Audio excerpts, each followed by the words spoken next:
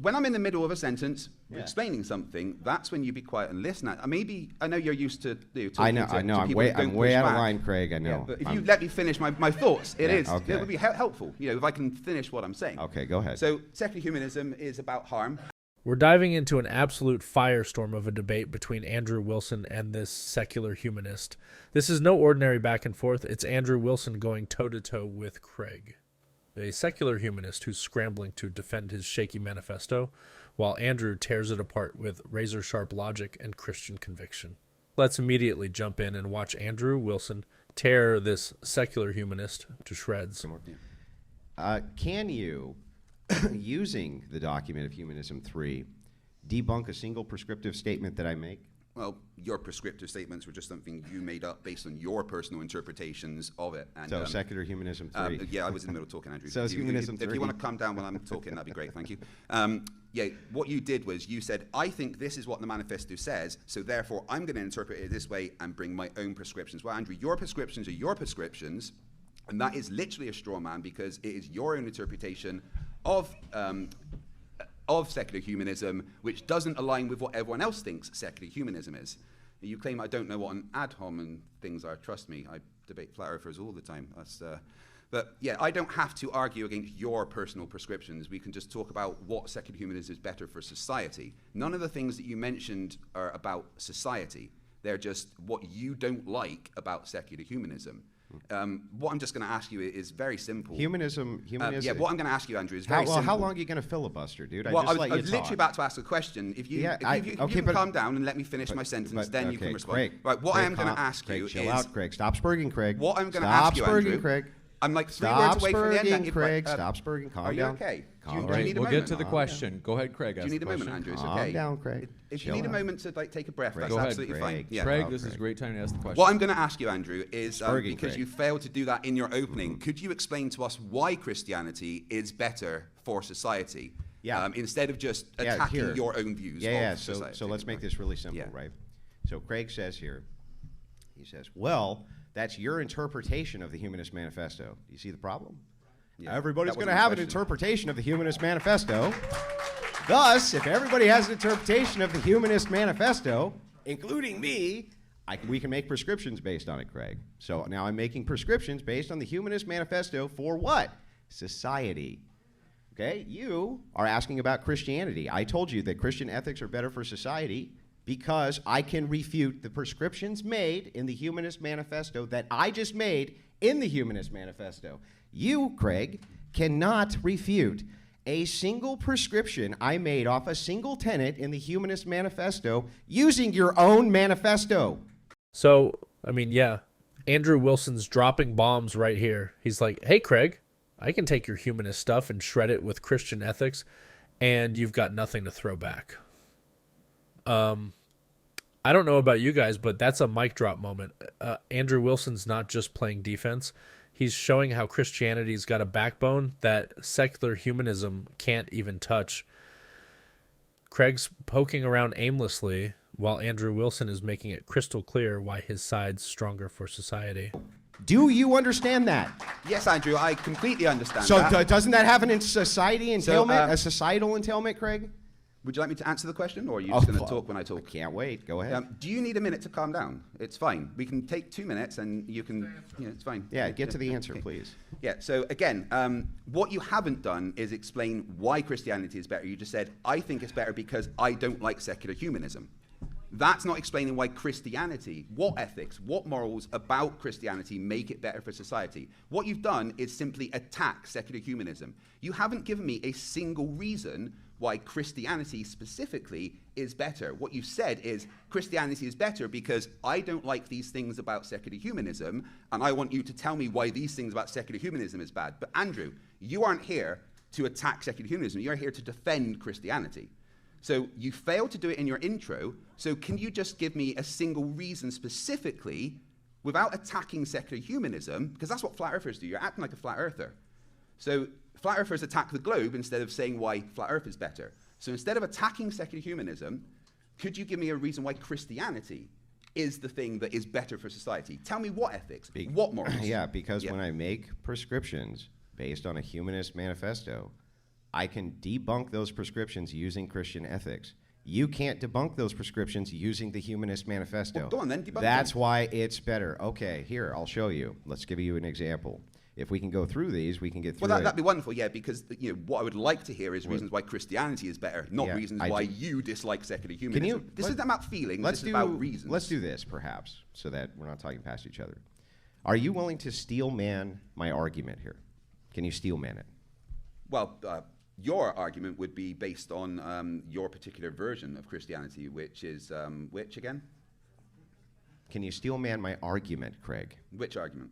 The one I just made, Craig. Your argument is you don't like secular humanism. These are the things I don't like about secular humanism, so I'm going to say secular humanism can do these things, and that means that secular humanism is bad. That's what you've said, Andrew. You have given me a list of things that you think you can prescribe based on the Humanist Manifesto, right? That's what you've done, correct? Uh-huh. Right? So therefore, you are saying, well, these are the prescriptions that I think I can give based on secular humanism. Why do I think Christianity is better? What's my argument? Christianity. You haven't said yet. You've said what you've said, Andrew, is that Christianity can debunk these things, but you haven't explained how it can debunk them. Okay, let's give me specifics related to Christianity. Let's do it. Debunk the things about secular humanism you don't like. Prescription. Because so far you've given me no reasons why Christianity is better. Craig, I'll do it. The prescription for one. Do you agree that the first tenet for secular humanism is knowledge of the world is derived by observation, experimentation, and rational analysis? That's what I said, and if we go back to the slide, which you didn't present any. Why do I need to present a slide? Well, it's because we've got a big thing up there to present slides, and I thought it'd be nice to. I have a slideshow. So anyway. Yeah, because one of us prepares for the arguments. The other one, I didn't prepare for the arguments because I didn't have a slideshow? Yeah, Andrew, you've done a million debates like this. This is my second. I thought I'd do some research and prepare and, give something for the audience to look at. But, can we get back to this? So, yeah, do you agree, yes or no, tenet one, knowledge? I did say yes. Maybe you have problems hearing, but carry on. Craig, you need to calm down, bro. Oh, I'm fine. I'm waiting for your... calm down. What I'm doing, Andrew, is I'm waiting for your argument, but you're yet to give one. I just want to make sure that we're clear. Yeah, we are clear. So you haven't yet given an argument for your position. Okay, so my prescription to that, Craig, is the birth rate is low, therefore all women must be forcibly bred, and experiments must be conducted on them to maximize fertility and thereby maximize human flourishing because science, and that is good. Now, Craig, that's what I read from Tenet 1, right? Can you use any of the tenets in the Humanist Manifesto 3 to debunk that prescription or tell me why that prescription's bad? Okay, yeah. Andrew Wilson's going hard with this one. He's throwing out this wild prescription, low birth rates, forced breeding, all that, and he's daring Craig to knock it down with his own manifesto. I don't know about you guys, but Andrew Wilson's basically flexing here, showing how secular humanism's so vague it could twist into something nuts like this. Andrew Wilson is setting the stage to prove Christian ethics can slap that nonsense down easy, and Craig's just sweating it out. So still no reasons why Christianity is better. That's what I'm asking here. What you're saying is explain why this is good. Because but I've yet to hear why okay, let me explain. You said you can debunk that using Christianity. Then I'll explain. Yes. Yeah. So under Christian ethics, forcibly locking up women and doing horrible things to them would be a violation of God's law. It would be a violation of Jesus Christ's law to man. So because of that, Christians would say, no, you can't lock women up and forcibly breed and experiment on them. You're not allowed to do that. Greg? Yeah, there it is. Andrew Wilson's bringing the heat. Andrew Wilson's showing why Christianity's got a moral clarity that secular humanism can't even dream of. Craig's flailing around with his harm argument. But Andrew Wilson's already proved his point. Christianity's got the answers society needs. Now, Craig, I just gave you a demonstration of how Christianity would debunk this. Now, Craig, can you use the Humanist Manifesto to do it? Great. Absolutely. Let's do it. Well, so your prescription is a straw man of secular humanism.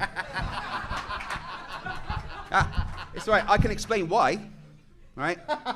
Because secular humanism doesn't say, you've gone that there's a low birth rate, therefore we have to do this. Secular humanism doesn't say there's a low birth rate. Read the tenet again for me. It says knowledge in the world is derived by observation, experiment, and rational analysis. And then what was your prescription?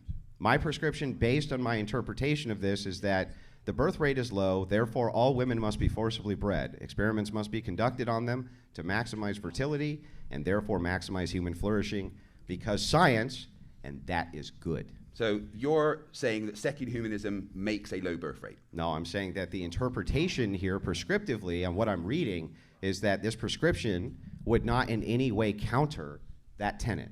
Well, the fact that there's low birth rates isn't a bad thing. It's not low birth rates, it's lower birth rates. Is locking women up and breeding them a bad thing? No, we wouldn't. That's not a bad thing? Or it is a bad thing? When I'm in the middle of a sentence explaining something, that's when you be quiet and listen. I know you're used to talking I know. I'm way out of line, Craig. I know. Yeah, but if you let me finish my thoughts, it would be helpful. If I can finish what I'm saying. Okay, go ahead. So secular humanism is about harm, and locking people up and doing experiments on them is causing harm, and they wouldn't do that. A lower birth rate doesn't necessarily mean that things are bad. It just means that there is less people than having lots of people. Now, an extremely large birth rate has many problems.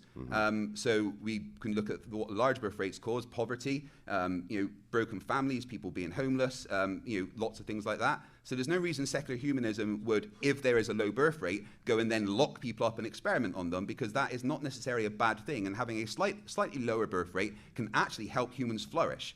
As a secular humanist, we're all about human flourishing, and having a slightly lower birth rate will actually help because it allows better standards of living, less poverty, less problems, less children being abandoned, less family and societal problems from having too many people around. So you have come up with your prescription, which is a prescription I don't agree with. So I don't have to accept your prescription. Yeah. Right? Okay, so if I don't have to accept your prescription, I don't even have to debunk it. That is your prescription. Yeah. And it's not what any secular humanism would say. In fact, that prescription is a logical impossibility based in secular humanism because it includes doing harm. And secular humanists would not do something that includes harm. So Andrew, whether you realize it or not, and whether your audience realizes it or not, that prescription that you have come from, your interpretation, is a straw man of secular humanism. Andrew Wilson walked into this debate and absolutely dismantled Craig's secular humanist fluff in front of a live audience. From start to finish, Andrew Wilson showed why Christian ethics aren't just some personal opinion. They're a rock-solid framework that can take apart the Humanist Manifesto and build something better for society. Andrew Wilson stayed on target, proving Christianity's got the moral muscle secular humanism wishes it had. This wasn't just a trigger fest. It was Andrew Wilson schooling us all on what really holds a society together.